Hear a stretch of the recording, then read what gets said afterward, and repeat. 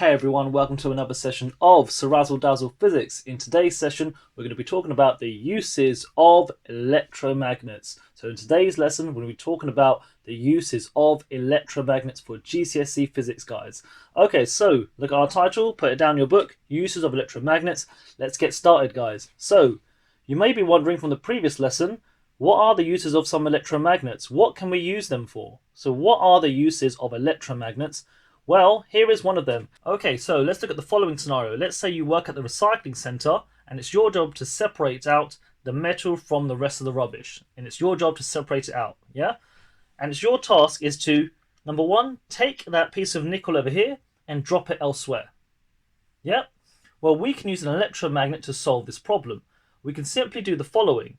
So look, we've got this simple circuit in front. We've got a power supply connected to an electromagnet. And as you can see, I put an iron bar inside the electromagnet to increase the strength of the magnetic field.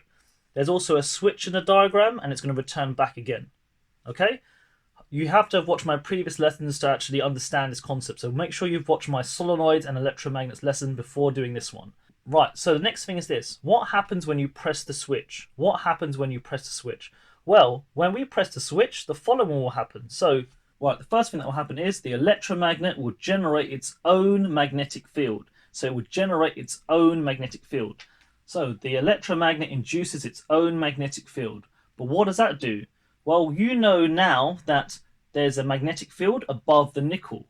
Nickel is a magnetic material, therefore it will be attracted, and therefore the nickel will move upwards. Okay, yeah, so the nickel now moves upwards. The reason why, the magnetic material is attracted to the electromagnet. So there we go, the nickel moves upwards. Now it's been attracted towards it. Okay, right, so now it's been attracted upwards. There's a problem now. Now, let's say we want to move it elsewhere. How am I going to release the magnetic material? How are we going to drop that nickel? What could we do to the circuit to drop it? What could we do? In order to release the nickel, simply I find the place I want to release it, and I simply switch off the current in the circuit. I can open the switch. So voila, we open the switch. Right, and therefore to release the object, I simply stop the current, and when I stop the current, what happens is the magnetic material is then released and falls down. Obviously, the reason why is because now there is no longer a magnetic field. There is now no longer a magnetic field here. Yeah, there's no longer a magnetic field because there's no current in the circuit. So that's a good use of electromagnets. It's being used to, attract materials, bring them somewhere else, and then drop them down. Obviously, just using current and the magnetic field of the electromagnet. Okay, that's example one. Now, what about this for example number two? So here's example number two. Right, so this is example number two, which is going to be called a relay circuit. This one's going to be called a relay circuit. So there are two circuits in this diagram here. There are two circuits. There's one at the top and one at the bottom. This bit over here, this is a pivot point. This is a pivot point. And the whole thing, this is an iron bar. So let's label this as an iron bar. Right, so that's the pivot point, and the iron bar can pivot around that point here. Right, so let's get straight into it. Right, step number one. What happens when we, number one, press the switch in the first diagram? So we press the switch in the first diagram, what happens? Well, we know that the following happens. Right, so number one, when the switch is pressed, current flows through our circuit. So the top circuit right now, so current will flow around, going this way, all the way around, and back again. So current flows through the first circuit, okay? But now look, we have current going through the solenoid. What's going to happen?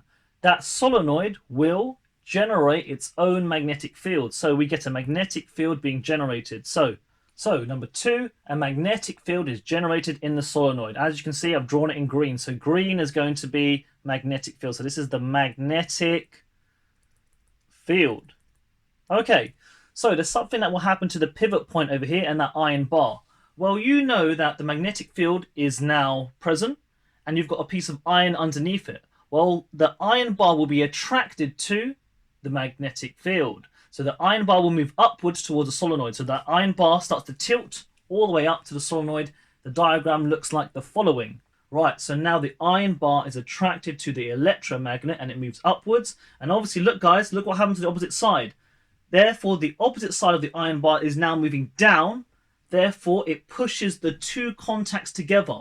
It pushes those two contacts together to complete the other circuit. So those two contacts are now being pushed together because of the iron bar being moved downwards. Therefore, these two bits meet up, right? Yeah, so as it moves down, these two contacts meet up and they join together. So there we go. Let's join them both together. So now we go. They're both joined together. And now what's going to happen? Now that circuit is complete. The secondary circuit is complete. The current will now flow through it. So the current will now flow through it over here. And therefore, current now goes into the motor. The motor will therefore spin. So 5, it's going to be the motor spins. Yeah. Okay, so we'll do that step by step once again. So at the start, we had the circuit at the top.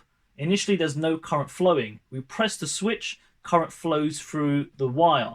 This generates an electromagnet, which causes the iron bar to move upwards. As the iron bar moves upwards, the opposite end of the iron bar moves down, connecting the two contacts together, completing the secondary circuit, causing the motor to spin.